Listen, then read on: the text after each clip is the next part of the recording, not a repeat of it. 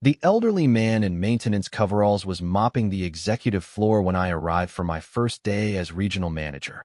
I was 32, Ivy League educated, dressed in a $3,000 suit, and I made the decision that would end my career in 60 seconds. I pointed at him with my Italian leather briefcase and said, "You're fired. Clean out your locker." Never knowing that this humble janitor in worn work boots was Richard Chen, founder of Chen Industries, the billionaire father of my boss, and the man who'd built the $10 billion empire I'd just been hired to help run. Hey everyone. Before we dive into this incredible story, if you're new to Heartfelt Wealth Tales, welcome. We share powerful stories about karma, life lessons, and the truth about real success. If you love stories that make you think and feel, hit that like button, subscribe to the channel, and click the bell icon so you never miss our next tale. Trust me, you'll want to see how this story ends. Now let's get into it. My name is Brandon Mitchell, and I thought I had it all figured out. MBA from Harvard, 5 years at a top consulting firm. Headhunted for the regional manager position at Chen Industries, a massive manufacturing conglomerate with facilities across the country. The job came with a corner office, a six-figure salary, a company car, and the authority to reshape an underperforming division. I was going places. Fast. My first day was a Monday in September.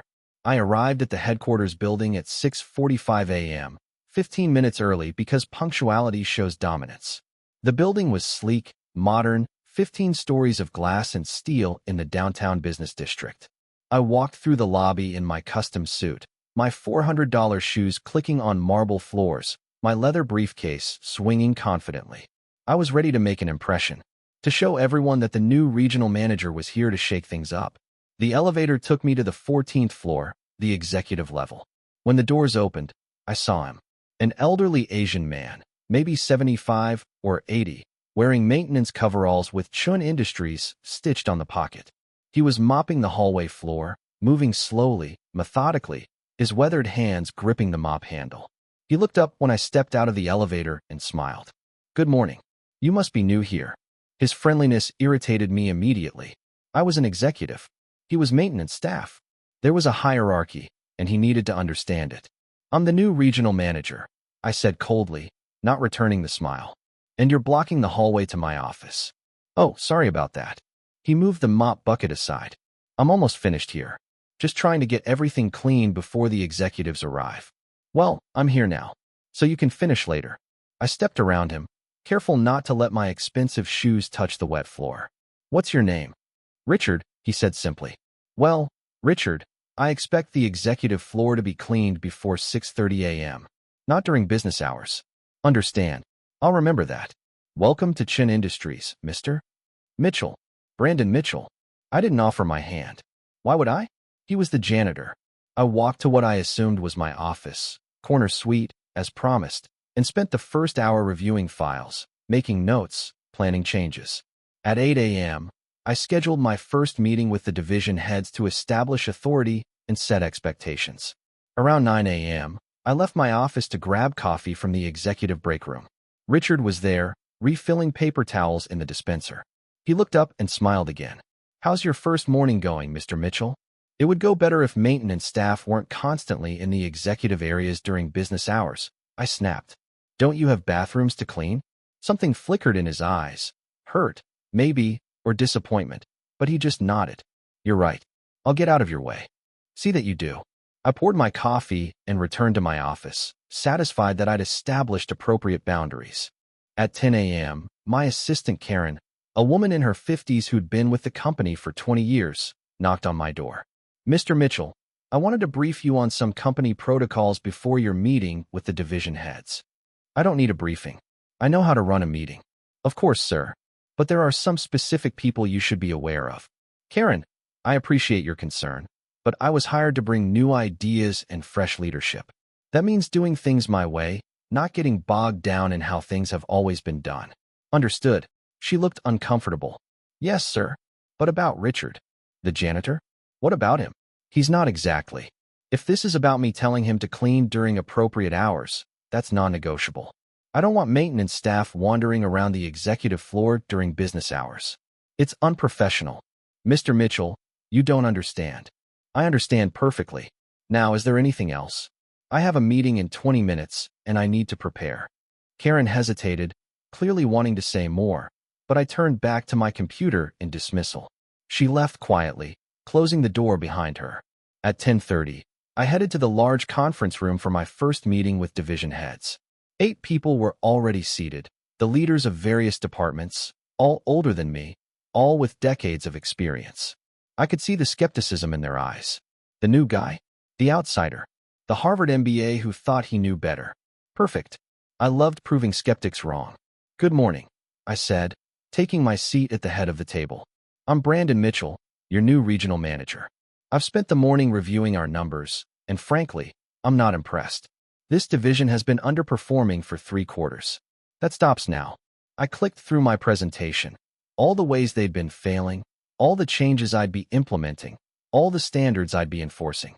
I made it clear that mediocrity wouldn't be tolerated, that heads would roll if improvements weren't immediate. They sat in stony silence, occasionally exchanging glances I couldn't read. Any questions? I asked at the end. Just one, said an older man who ran operations. Have you actually toured our facilities? Talked to our workers? Understood the challenges we're facing? I don't need to tour facilities to read a spreadsheet. The numbers tell me everything I need to know. The numbers don't tell you about the supply chain issues we've been navigating, the labor shortage in manufacturing, the equipment failures we've been working around. Those sound like excuses, I interrupted. Successful leaders don't make excuses. They find solutions. And I'm here to find solutions. Another division head, a woman who managed HR, spoke up. Mr. Mitchell, we appreciate your enthusiasm, but perhaps it would be wise to understand our operation before making sweeping changes. I was hired to make changes, not to maintain the status quo that got us into this mess. I stood up. This meeting is over. I expect detailed improvement plans on my desk by Friday. If you can't deliver, I'll find people who can. I walked out, leaving them sitting there. Establishing dominance. Showing them I was in charge. It felt good. I spent the afternoon in my office, working through reports, making notes about which division heads would need to be replaced, planning the restructuring that would turn this division around and make me a star. Around 4 p.m., I decided to do a quick walkthrough of the building. Not because that operations manager had a point, but because I wanted to see the facilities I'd be optimizing. I took the elevator down to the manufacturing floor on the 2nd level. The space was huge, hundreds of workers at various stations, machinery humming, the organized chaos of production. And there, in the corner near the supply area, was Richard the janitor. He was talking to a young worker who looked upset. Richard had his hand on the young man's shoulder, speaking quietly, offering what looked like comfort or advice. The sight annoyed me. The janitor was socializing instead of working. This was exactly the kind of inefficiency I'd been hired to eliminate. I walked over. Richard, a word. Richard looked up, excused himself from the young worker, and approached me. Yes, Mr. Mitchell. What are you doing? This isn't your break time. Carlos was having a hard day. His mother is sick and he's worried about. I don't care about his personal problems. And I don't pay you to counsel employees. I pay you to clean. I looked around at the other workers, who'd stopped to watch our interaction. Good. Let them see that the new manager had standards. In fact, I've been meaning to address this. Your work is subpar. You're slow, you're inefficient, and you spend too much time chatting instead of working. Mr. Mitchell, I've been with this company. I don't care how long you've been here. This is a business, not a social club. And I need employees who understand that. I made my decision in that moment, the words coming out before I fully thought them through. You're fired. Clean out your locker and leave the premises. The manufacturing floor went completely silent. Every machine seemed to stop. Every worker turned to stare. Richard's face went pale. Mr. Mitchell, I don't think you understand. I understand perfectly. You're terminated. Effective immediately. Security will escort you out if necessary. Brandon, please listen. It's Mr. Mitchell. And I've made my decision. Now go. I turned to the watching workers. Everyone else, back to work. This is what happens when people don't meet standards. Richard stood there for a moment, looking at me with something like pity. Then he removed his work gloves slowly, folded them carefully, and placed them in his coverall pocket. As you wish, Mr. Mitchell. I'll go. He walked toward the employee exit, moving with quiet dignity despite the humiliation I'd just inflicted. Several workers called out to him, Richard, no. Mr. Chen, wait. But he just waved them off gently. I watched him leave, satisfaction mixing with a strange sense of unease. Something about the way the workers had reacted. The way they'd called him Mr. Chen. Wait. Chen. Chen Industries. The blood drained from my face. Karen appeared beside me, her expression a mixture of horror and resignation. Mr. Mitchell, I tried to warn you. Tell me that wasn't. Richard Chen, founder of Chen Industries. Father of Jennifer Chen, the CEO. He retired 15 years ago, but likes to stay involved by working maintenance. He says it keeps him humble and connected to the workers. Karen's voice was flat. You just fired the owner's father. The man who built this entire company from nothing. What would you do if you realized you'd just made a career-ending mistake? Sometimes our arrogance blinds us to the truth right in front of us. Share your thoughts in the comments. My knees went weak. I grabbed a nearby table for support. Oh God. Oh God, oh God, oh God. I'd fired Richard Chen, the founder, the legend, the man whose name was on the building, whose photo hung in the lobby, whose story was told to every new employee as an example of humble beginnings and hard work. I'd called him inefficient, subpar, told him he spent too much time talking to workers instead of cleaning. And I'd done it in front of hundreds of employees who loved him. Where's the CEO? I managed to ask. Where's Jennifer Chen? She's in a board meeting until 5. But Mr. Mitchell. Karen's expression was almost sympathetic. I don't think waiting will help. What's done is done. I stumbled back to my office in a daze. Sat in my expensive chair behind my expensive desk. Stared at my expensive degree on the wall that suddenly seemed worthless. I destroyed my career on day 1. All because I'd been too arrogant to see past a maintenance uniform to the person underneath. Act 2. The Reckoning. I sat in my office for the next hour in a state of shock, watching the clock tick toward 5 p.m. when Jennifer Chen's board meeting would end. My hands shook. My mind raced through scenarios: apologize, resign, disappear, fake my own death, and move to another country. None of them seemed adequate. At 4:45, my phone rang. Internal number. I recognized it from the directory as Jennifer Chen's office. Mr. Mitchell, Ms. Chen would like to see you in her office. Immediately, her assistant's voice was ice cold. Of course. I'm on my way. Jennifer Chen's office was on the 15th floor, one level above mine, the actual top floor.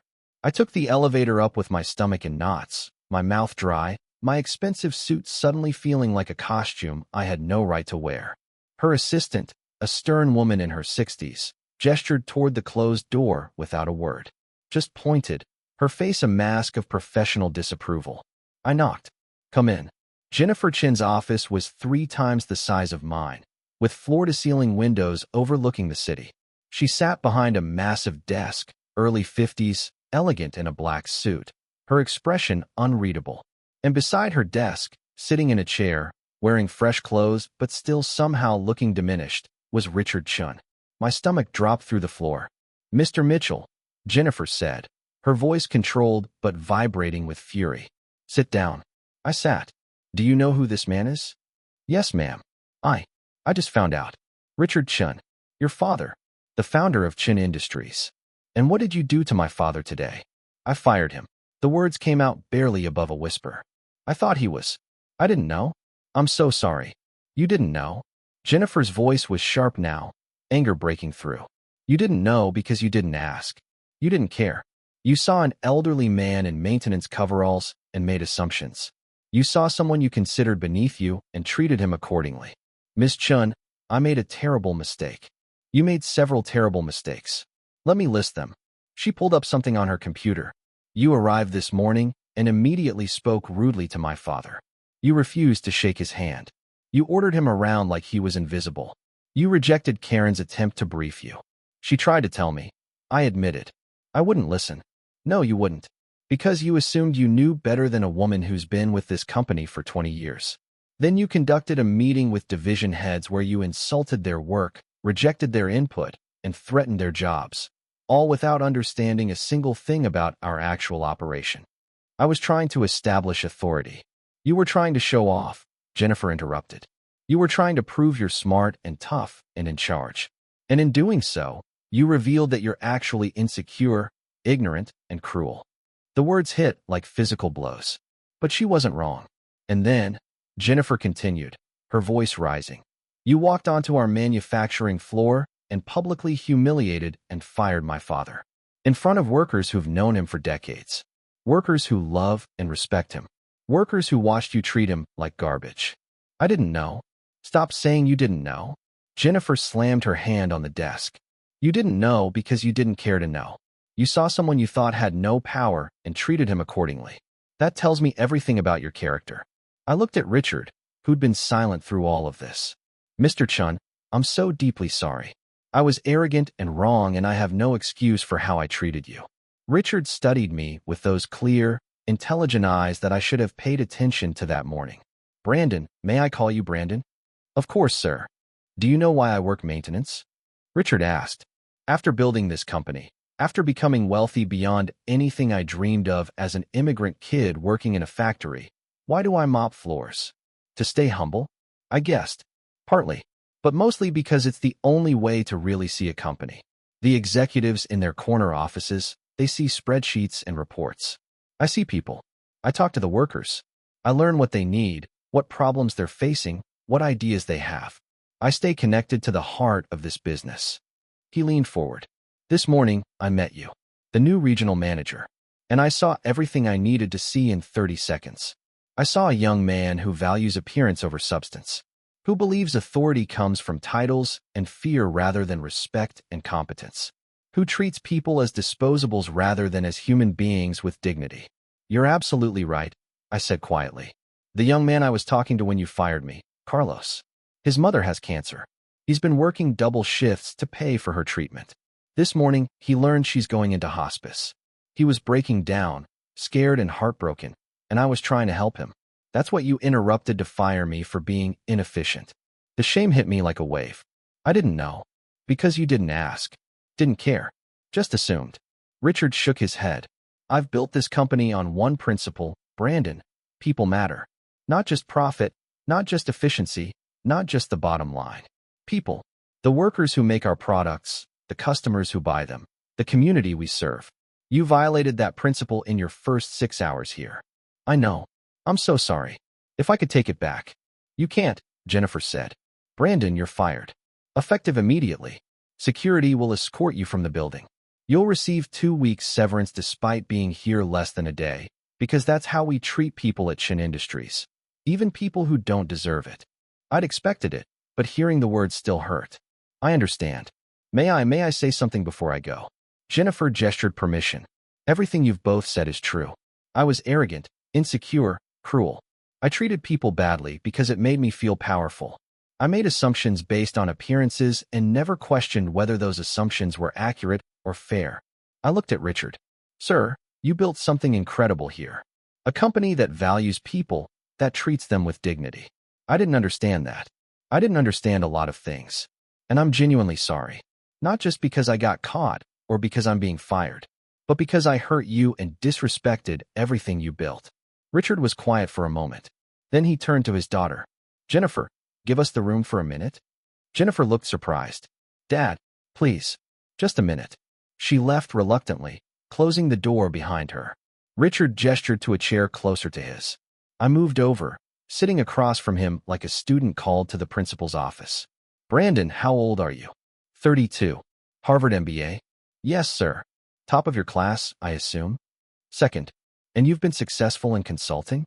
Yes, sir. I've helped turn around several companies. So you're smart, educated, accomplished, and yet you failed spectacularly today. Do you know why? I thought about it honestly. Because I thought success meant being tough and demanding. Because I confused authority with respect. Because I've spent my career in rooms full of people just like me, and I never learned how to see people who weren't. That's a good answer. Very honest. Richard leaned back. I came to this country when I was 25. I had $200, a fourth-grade education, and no English. I worked as a janitor, a real janitor, not a pretend one, for 15 years while I learned English, saved money, studied manufacturing. I built this company from nothing, one good decision at a time, one good relationship at a time. That's incredible, sir. It's not incredible. It's just work. Persistent, humble work. And here's what I learned. The people doing the small jobs are often the ones who understand the business best. The maintenance worker who sees every department. The receptionist who hears every conversation. The factory worker who knows exactly why production is slow. But people like you, smart, educated, successful people, you don't see them. You look right through them. I know. I'm ashamed of that. Good. Shame can be useful if it leads to change. Richard studied me carefully. Brandon, I'm going to do something my daughter will think is crazy. I'm going to offer you a second chance. My heart leaped. Sir, not as regional manager. That position is gone. But as a maintenance worker. For 6 months. I stared at him, not sure I'd heard correctly. A maintenance worker? Yes. You'll work alongside our maintenance and janitorial staff. Minimum wage, $15 an hour. You'll clean bathrooms, mop floors, empty trash, maintain equipment. You'll do the work you thought was beneath you. And while you're doing it, you'll learn. You'll see this company the way I see it. You'll talk to people. You'll understand what really makes this business work. And after 6 months, if you've learned what I want you to learn, if you've proven you can value people regardless of their position, if you've developed some humility and wisdom, then we'll talk about whether there's a future for you here in a management role. A real management role, earned through understanding rather than demanded through arrogance. I couldn't speak. This man I'd humiliated, fired, disrespected. He was offering me not just forgiveness, but an opportunity to become something better. Why? I finally asked. Why would you do this for me? Because 30 years ago, someone gave me a chance when I didn't deserve one. A factory manager who saw potential in a janitor with broken English and big dreams. He mentored me, taught me, believed in me. I built this company on the foundation of that kindness. Richard smiled. And because I think underneath all your arrogance and insecurity, there might be a decent man who wants to learn. But you'll have to prove it. 6 months of hard, humble work. No shortcuts. No special treatment. Can you do that? I thought about my Harvard degree, my consulting career, my expensive apartment and luxury car and designer suits. I thought about what my friends would say, what my parents would think, what it would mean to go from regional manager to janitor in one day. Then I thought about Carlos, grieving for his dying mother while I'd yelled at him to get back to work. About Karen, trying to help me and being dismissed. About all the people I'd looked through instead of seeing. Yes, sir, I said. I can do that. And I will. Thank you for this chance. Don't thank me yet. You might hate me by month 2. Richard stood and extended his hand. This time, I took it with genuine respect. Start tomorrow. 5 a.m. Wear clothes you don't mind getting dirty. And Brandon, leave your ego at home. You won't need it. I showed up the next morning at 4:55 a.m. wearing old jeans, a t-shirt, and work boots I'd bought the night before. The maintenance supervisor, a no-nonsense woman named Gloria who was about 60, looked me up and down skeptically. So you're the hotshot who fired Mr. Chen? Yes, ma'am. And now you're here to learn humility by scrubbing toilets? Yes, ma'am. This better not be some executive cosplaying as working class. If you're wasting my time, I'll make sure you regret it. I'm here to work, ma'am. For real. We'll see. She handed me a maintenance uniform, a bucket full of cleaning supplies, and a list. 15 bathrooms on floors 2 through 8. Clean them all by noon. Standards are posted in each bathroom. Meet those standards or do it again until you do. That first day was the hardest physical work I'd ever done. Scrubbing toilets, mopping floors, refilling supplies, dealing with messes I won't describe because you're probably eating. My back ached. My hands got raw from chemicals. My knees hurt from kneeling on tile floors. And I loved it. Not the work itself. That was brutal. But the clarity of it. The simplicity. Clean the bathroom. Do it well. Move to the next one. No politics, no posturing, no pretending to be someone I wasn't. Just work. Gloria checked my work at noon. She examined every toilet, every sink, every mirror with a critical eye that would have made my Harvard professors proud. Adequate, she finally said. Not good, but adequate. You've got potential. Now go help Carlos in the warehouse. Carlos, the young worker whose mother was dying, whom I'd interrupted to fire Richard. I found him in the warehouse, organizing incoming supplies. When he saw me, his face went hard. You, he said flatly. Me. I'm working maintenance now. Gloria said to help you. Why should I let you help me? You tried to fire Mr. Chen. You insulted him in front of everyone. You're right. I did. I was wrong, and I'm sorry. I picked up a box.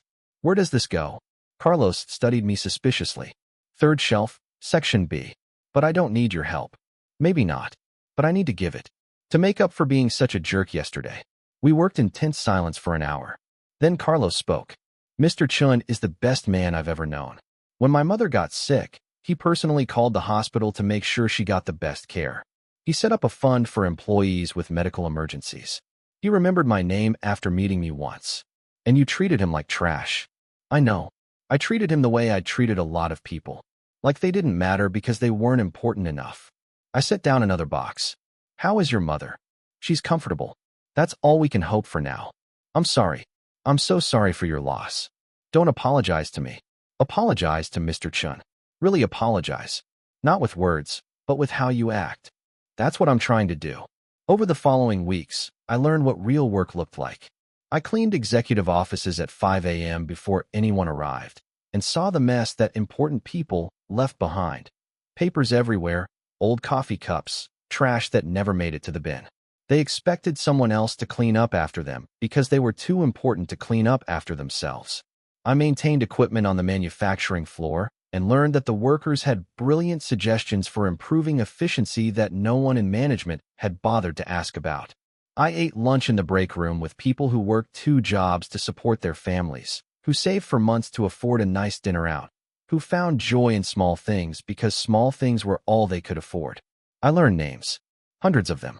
Gloria, who'd worked here for 30 years and knew every system better than any engineer. Marcus, the night shift custodian who was putting 3 kids through college. Elena, who cleaned the cafeteria and had a PhD from her home country that wasn't recognized here. Real people, with real lives, with dignity and dreams and struggles I'd never bothered to see.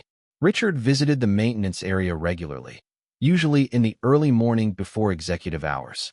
He'd work alongside us, never mentioning that he owned the building we were cleaning. "How's it going, Brandon?" he asked one morning while we mopped the lobby together. "Hard. Humbling. Eye-opening. What have you learned?" That I was blind. I spent years thinking success meant corner offices and big titles, never realizing that the people who actually make things work are the ones nobody sees. And that those people, you, Gloria, Carlos, everyone I'm working with, you have more wisdom and strength than anyone I knew in my consulting career. You've just never been given the platform to show it. Richard smiled. "You're learning. Keep going. Have you ever had to start over from the bottom to really understand what matters? Sometimes our biggest failures are our best teachers." Share your journey in the comments. 3 months in, Jennifer Chen called me to her office. I arrived in my maintenance uniform, sweaty from cleaning ventilation ducts, nervous about why the CEO wanted to see me. "Sit," she said, her expression neutral. I sat. "I've been watching you," she said. "Gloria reports that you're a good worker. The staff says you've been respectful, humble, hardworking. Carlos says you've become someone he can trust. I'm trying to be better than I was." "Why?" Jennifer leaned forward. "Why not just quit? Go back to consulting, use your Harvard degree, make real money instead of minimum wage." "Because I don't want to go back to being the person I was." That person was successful but empty, accomplished but cruel. He had everything and appreciated nothing. I met her eyes. These 3 months have been the most meaningful of my life. Not because the work is prestigious, but because it's real. I'm finally seeing people clearly instead of looking through them. My father thinks you're ready for the next phase, which is working in operations, not as a manager, as a floor worker, learning manufacturing from the ground up. 6 more months. Then we'll see if you've really changed or if you're just good at performing humility. I'll do it. Thank you. Don't thank me. Prove me wrong for thinking you're still the arrogant jerk who walked in here 6 months ago. The next 6 months changed me in ways I couldn't have imagined. Working on the manufacturing floor meant 12-hour shifts, physical labor that left me exhausted, and constant problem solving. But it also meant being part of a team, understanding how products were actually made, seeing the skill and care that went into every item we manufactured. I worked next to people who'd been doing this job for 20, 30, 40 years. People who could diagnose a machine problem by sound alone, who had efficiency improvements that would save millions, who took pride in their work even though it went unrecognized. "Hey, Brandon." Marcus, a 50-year-old operator, called me over one day. "Check this out." He showed me a modification he'd made to his station, a simple adjustment that reduced waste by 15% and increased speed by 10%. "Marcus, this is brilliant. Have you shown this to management?" He laughed bitterly. I've been suggesting improvements for 20 years. Management doesn't listen to floor workers. We're just the people who do what we're told. That's going to change, I said, making a mental note. I started documenting everything I learned, the brilliant ideas that went unheard, the inefficiencies that persisted because management didn't ask workers for input, the morale problems that came from people feeling undervalued. I ate lunch with my coworkers, learned about their families, heard their struggles with healthcare costs and childcare, and making ends meet on wages that hadn't kept up with inflation. And I realized something profound. I'd spent my entire career optimizing businesses without understanding the people who made those businesses work. I treated humans like variables in an equation, never seeing them as individuals with hopes and fears and brilliant minds. Richard continued to check in, usually catching me at unexpected moments. You're different, he observed one day while we were both on break. How so? You smile now. Real smiles, not the performance smiles executives wear. You laugh with people instead of at them. You listen more than you talk. I'm learning that I don't know as much as I thought I did. That's the beginning of wisdom. Richard bit into his sandwich, the same basic lunch everyone ate from the break room. What do you want, Brandon? After this year is over, what do you want? Honestly, I want to help fix the disconnect between management and workers. I want to be the person who listens to people like Marcus and Elena and makes sure their voices reach the people who make decisions. Even if that means never getting back to a corner office. The corner office was lonely. I gestured at the break room full of people laughing and sharing food and supporting each other. This is real. I'd rather be here. Richard smiled. Then you've learned what I wanted you to learn. 1 year after I'd fired Richard Chen and been fired myself, I was called back to Jennifer's office. This time, I wasn't nervous. Whatever she decided, I'd be okay. I'd learned what I needed to learn. I'd become someone I could be proud of, regardless of job title. Jennifer and Richard were both there, along with several other executives I didn't recognize. Brandon, Jennifer began. It's been a year since you walked into this building and made the worst first impression in company history. Yes, ma'am. In that year, you've cleaned bathrooms, maintained equipment, worked the manufacturing floor, and by all accounts, become a decent human being. More importantly, you've done something no executive we've hired in the last decade has managed to do. What's that? You've earned the respect of our workers. Real respect, not the fear-based compliance you tried to establish on day one. She slid a folder across the desk. We'd like to offer you a position. Not regional manager, that ship sailed, but something potentially more important. I opened the folder. Director of Worker Integration and Development? It's a new position, Richard explained. Your job would be to act as a bridge between management and floor workers, to make sure the brilliant ideas that people like Marcus have actually reached decision makers, to ensure that the people doing the work have a voice in how that work is structured, to maintain the culture of dignity and respect that this company was built on. It pays less than regional manager would have, Jennifer added, but it reports directly to me, and you'd have real authority to make changes. I looked at the offer. $95,000 a year, significantly less than the $180,000 I'd been promised as regional manager. But the role itself was everything I discovered I actually wanted. Yes, I said without hesitation. Yes, I accept. Don't you want to negotiate? Jennifer asked, surprised. No, this job isn't about the money. It's about doing work that matters. Richard smiled broadly. Then welcome back to Chen Industries, Brandon. This time, let's hope you last longer than 6 hours. 3 years later, I stood on the manufacturing floor, clipboard in hand, listening to Elena explain her idea for improving the quality control process. Around us, production hummed along efficiently, 30% more efficiently than 3 years ago, thanks to implementing ideas from workers like her. So if we add this inspection step here, Elena traced the workflow on her diagram. We catch defects earlier, reduce waste, and actually save time overall. This is excellent, I said, making notes. I'll present this to the operations committee next week. With your permission, I'd like you to present it yourself. Her eyes widened. Me? Present to executives? Why not? It's your idea. You understand it better than I ever could. And it's time the executives heard directly from the people who do the work. Brandon, you're an intelligent professional with valuable expertise. That's what you are. Nothing just about it. The Worker Integration and Development Program had transformed Chen Industries over the past 3 years. We'd implemented dozens of efficiency improvements suggested by floor workers. We'd created pathways for advancement that didn't require college degrees. We'd raised wages significantly and improved benefits. We'd established a formal process for workers to pitch ideas directly to leadership, and profitability had increased by 40%.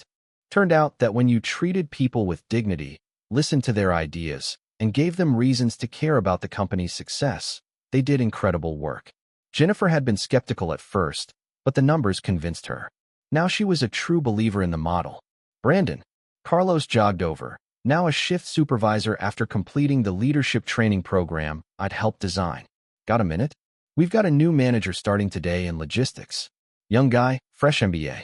I wanted you to meet him before he makes any mistakes. I smiled, understanding immediately. Let's go. We found the new manager. Couldn't have been more than 28, standing near the loading dock, looking around with an expression I recognized. That mix of confidence and contempt.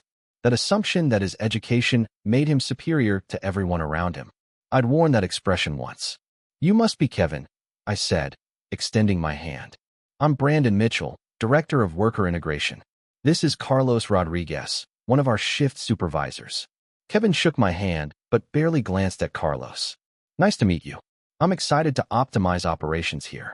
I've already identified several inefficiencies in your current system. Have you?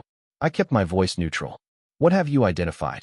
Well, for starters, you have too many workers standing around talking instead of working. I saw at least 3 instances of that this morning. And your equipment maintenance schedule seems excessive. You could probably cut that by 30% and save significantly. Carlos and I exchanged glances. Kevin, let me share something with you, I said. 3 years ago, I started as regional manager here. My first day, I saw an elderly man in maintenance coveralls, and I treated him like he was invisible. I refused to shake his hand. I ordered him around. And then, when I saw him talking to a worker who was grieving, I fired him for being inefficient. Kevin shifted uncomfortably. Okay, that elderly man was Richard Chen, the founder of this company, the billionaire whose name is on the building. And I fired him because I was too arrogant to see past his coveralls. Kevin's face went pale. Oh my God, I got fired obviously. But Mr. Chen gave me a second chance, working maintenance and manufacturing for a year. Best education I ever got. And here's what I learned. Those workers you think are standing around talking? They're solving problems, sharing knowledge, building the relationships that make this operation work. That excessive maintenance, it prevents catastrophic equipment failures that would cost millions. Everything you think is inefficient is actually the wisdom of people who've been doing this job longer than you've been alive. I didn't know, Kevin said weakly. Of course you didn't. Because you assumed your MBA made you smarter than everyone else. But here's the good news. You can learn. If you're willing to be humble. Carlos spoke up. Kevin, I started as a line worker 5 years ago. Brandon helped me get promoted by recognizing my potential and giving me opportunities to grow. This company values people who work hard and treat others with respect. Your degree is useful, but it's not what makes you valuable here. Your character is. Kevin looked between us, the arrogance draining from his face. What should I do? Spend your first week listening, I suggested. Talk to every person in your department. Ask them what works, what doesn't, what ideas they have. Learn names. Learn stories. See people as people, not as resources to optimize. And then, when you understand what you're actually working with, start making thoughtful suggestions. Not sweeping changes based on assumptions, but improvements based on reality. Thank you, Kevin said, and he sounded genuinely grateful. I'll do that. After he left, Carlos laughed. You handled him better than Mr. Chen handled you. Mr. Chen knew I needed to hit rock bottom before I could learn. Kevin seems like he might be smart enough to learn from someone else's mistakes. Did you really fire Mr. Chen? I really did. Worst and best decision I ever made. That afternoon, I had my weekly meeting with Richard in his actual office, a modest space on the 3rd floor, not the executive suite. He'd never moved to the 15th floor, preferring to stay close to the operations he loved. How's the new logistics manager? He asked. Arrogant, overconfident, and making assumptions. So basically, me 3 years ago. Richard chuckled. Think he'll learn? Maybe. I hope so. I gave him the warning I wish someone had given me. Someone did try to give you that warning. You just didn't listen. True. I pulled out my tablet. I wanted to show you something. The Worker Suggestion Program has generated 847 ideas in the past 3 years. We've implemented 412 of them. The cost savings and efficiency gains total $47 million. And the intangible benefits. Employee satisfaction is up 68%. Turnover is down 71%. Workers feel valued, heard, and invested in the company's success. We've created something special here, Mr. Chen. We've restored something special, Richard corrected. This is how I always wanted the company to be. I just lost sight of it as we grew. You helped me remember.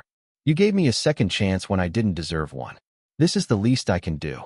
Richard stood and walked to his window, looking out at the parking lot where workers were leaving at shift change. Brandon, I'm 83 years old. I won't be around forever. Jennifer will run the company, and she'll do it brilliantly. But I need someone to protect what we've built here. The culture, the values, the respect for workers. That's my job. That's what I do every day. I know, which is why I'm adding you to the board of directors. Effective next month. I stared at him. Mr. Chen, I'm not qualified. You're the most qualified person in this building. You've worked every level. You understand what makes this company actually work. You care about people, not just profits. And you've proven that doing right by workers improves profits anyway. He turned back to me. You'll be the voice of the workers at the highest level. You'll make sure that no future executive comes in and destroys what we've built. I don't know what to say. Say yes. And promise me you'll never forget what it felt like to clean toilets at minimum wage. That perspective is your superpower. I promise. I'll never forget. 5 years later, present day, I walked through the Chun Industries headquarters at 6 a.m., coffee in hand, wearing comfortable clothes instead of a suit. I'd learned that real authority came from respect, not appearances. On the manufacturing floor, I found Elena training a new quality control manager. She'd been promoted 3 times and was now one of our most senior operations leaders. In the break room, Carlos was having coffee with a group of newer workers, mentoring them the way I'd once mentored him. On the executive floor, Jennifer was in early as always, preparing for a board meeting where we'd discuss expanding our worker profit-sharing program. And in his small third-floor office, Richard was at his desk, still coming in 3 days a week, even at 88, still checking on the company he'd built, still wearing maintenance coveralls sometimes because he believed in staying connected to the work. I knocked on his door. Morning, Mr. Chen. Brandon. Come in, come in. He gestured to a chair. I was just reviewing the quarterly numbers. Incredible growth. And our worker satisfaction scores are the highest in the industry. It turns out treating people well is good business. It always was. Too many companies just forgot that. He pulled out a folder. I wanted to show you something. This is a letter from Kevin, your logistics manager from 5 years ago. I read it aloud. Dear Mr. Chun, I'm writing to thank you for the culture at Chun Industries that allowed me to grow from an arrogant MBA graduate into someone who actually understands leadership. Brandon Mitchell's mentorship changed my life. I'm leaving to start my own company, and I'm building it on the principles I learned here. Respect workers, listen to their ideas, treat people as valuable humans rather than resources to exploit. Thank you for showing me what real success looks like. He learned, Richard said with satisfaction. Just like you learned. He had better teachers than I did. I had to learn the hard way. The hard way is often the only way for people like us. People who start out thinking they know everything. Richard stood and looked out his window at the parking lot filling with workers arriving for the day's shift. Do you know what my greatest accomplishment is, Brandon? Building a $10 billion company. No. Creating a place where people are treated with dignity. Where someone's value isn't determined by their job title or education. Where a janitor and a CEO can have a conversation as equals. That's what I'm proud of. And it's what I'll protect for as long as I'm here. I know you will. That's why I can finally rest easy. We stood together watching the workers arrive. Hundreds of people whose names I knew, whose stories I'd heard, whose contributions made this company what it was. I thought about that first day 8 years ago. About firing Richard Chen. About the arrogant, insecure man I'd been who thought authority came from fear and titles from intimidation. I thought about the year I'd spent cleaning toilets and working the floor and learning what actually mattered. I thought about how the worst mistake of my life had become the best thing that ever happened to me. What's the biggest mistake that taught you the most important lesson? Sometimes our failures are exactly what we need to become who we're meant to be. Share your story in the comments below. Mr. Chen, I said, thank you for firing me 8 years ago. He laughed. Thank you for being worth saving. My phone buzzed. A text from Gloria, now retired but still in touch. New maintenance worker started today. Seems like a good kid. Reminds me of you when you started, humble and willing to learn. The good version of you, not the jerk version. I smiled and texted back, I'll stop by to meet them. Make sure they know everyone's name. Because that was the legacy Richard Chen had built and I was determined to protect. A company where everyone mattered, where everyone's name was known, where a person's worth had nothing to do with their job title and everything to do with their character.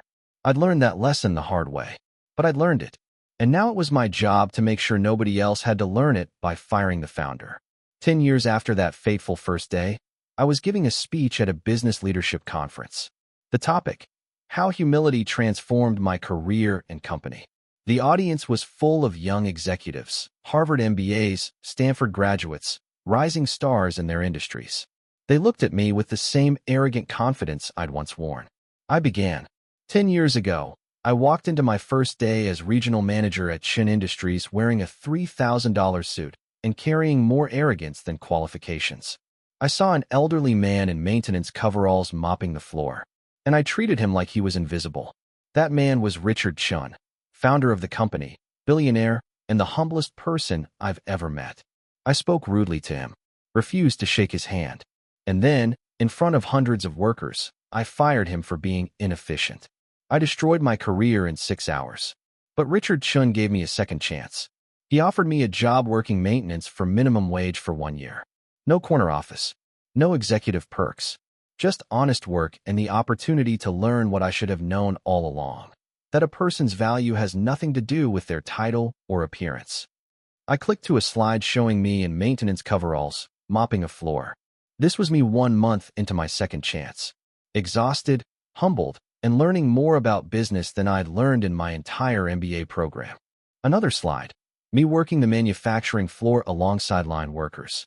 This was me 6 months in, finally understanding that the people doing the work know more about the work than the people managing it.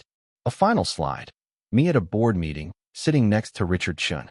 And this is me now, Director of Worker Integration, board member, and someone who learned that real leadership means serving others, not dominating them.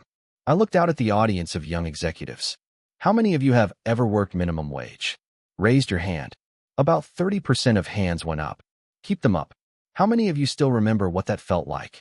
The exhaustion, the struggle, the feeling of being invisible to people who had more money and status. Most of the hands went down. That's the problem. We climb the ladder and we forget. We get the fancy titles and the corner offices, and we start to believe that our position makes us superior to the people who do these small jobs. We become blind to the humanity of the people around us. Richard Chen taught me that the janitor has the same dignity as the CEO, that the line worker has ideas just as valuable as the MBA graduate. That real success isn't about how much power you accumulate. It's about how many people you lift up along the way. I paused, making eye contact with as many people as possible. Some of you are thinking this is a nice story, but it doesn't apply to you. You're thinking you'd never make the mistake I made. You're wrong. You're making it right now. Every time you don't learn the name of the person who cleans your office, every time you talk over the assistant in a meeting, every time you assume that your position makes you smarter or more valuable than someone else. I'm not special for learning this lesson. I'm just lucky that Richard Chen cared enough to teach it to me instead of simply ruining me. Not everyone gets that chance. I clicked to a final slide, a photo of Richard Chen in his maintenance coveralls, smiling at the camera, mop in hand. This man built a $10 billion company and still mops floors because he believes in staying connected to the work and the workers. That's real wealth. That's real success. That's the kind of leader the world needs more of. Don't be the person I was 10 years ago. Be the person Richard Chen has always been. See everyone. Value everyone. Learn from everyone. Because the moment you think you're too important to learn from a janitor is the moment you stop growing. The applause was polite but thoughtful. I'd given them something uncomfortable to think about. Afterward, a young woman approached me. She couldn't have been more than 25, perfectly dressed in designer labels, carrying the confident air of someone destined for corner offices. "Mr. Mitchell, can I ask you something?" "Of course." "Do you really think that year working maintenance was necessary? Couldn't you have learned those lessons by just, I don't know, being more observant? Seems extreme to go from executive to janitor." I smiled, recognizing my former self in her question. I thought the same thing at first. But here's what I learned. Observation from a distance isn't the same as lived experience.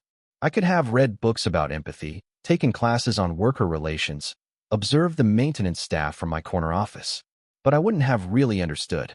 I wouldn't have felt the exhaustion in my bones, the invisibility, the way people look through you when you're wearing coveralls instead of a suit. Sometimes you have to live something to really get it. But you lost money, status, time. Was it worth it? I lost nothing that actually mattered and gained everything that does. I lost arrogance and gained humility. I lost blind ambition and gained purpose. I lost superficial success and gained meaningful work. I looked at her directly. The real question is, what are you willing to sacrifice to become someone worth being? She didn't have an answer for that. I handed her my card. If you ever want to really learn about leadership, not the kind they teach in business school, but the kind that actually changes lives, come work at Chen Industries. We'll start you in maintenance. 6 months. Minimum wage. And I guarantee you'll learn more than you did in your entire MBA program. You're joking. I'm completely serious. The offer stands whenever you're ready to take it. I walked away, leaving her holding my card and looking thoughtful. Maybe she'd take me up on it. Maybe she wouldn't. But I'd planted a seed. Just like Richard Chen had planted one in me 10 years ago. And maybe, just maybe, she'd learned the lesson before she had to fire someone's father to figure it out. That night, I visited Richard at his home. He was 93 now, finally retired, spending his days with his grandchildren and the garden he loved. "How was the conference?" he asked, pouring tea in his modest kitchen. "Good. I told them about firing you. About cleaning toilets. About everything you taught me." "Did they listen?" "Some did. Some thought I was crazy." One young woman looked at me like I'd suggested she walk across hot coals. Richard laughed.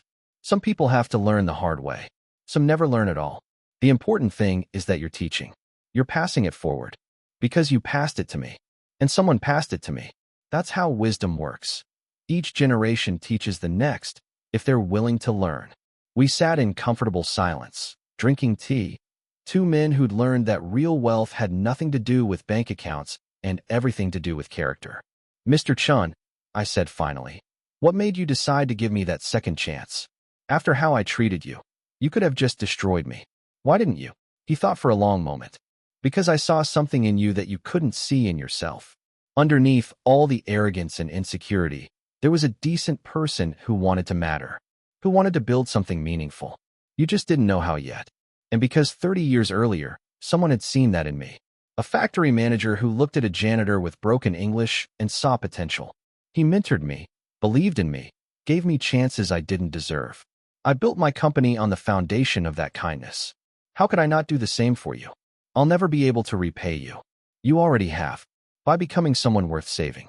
By protecting what we built. By teaching the next generation." He smiled.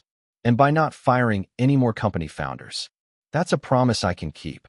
We laughed together, teacher and student, founder and protege, two people who'd learned that the best things in life come from the humility to admit you don't know everything and the courage to learn from everyone.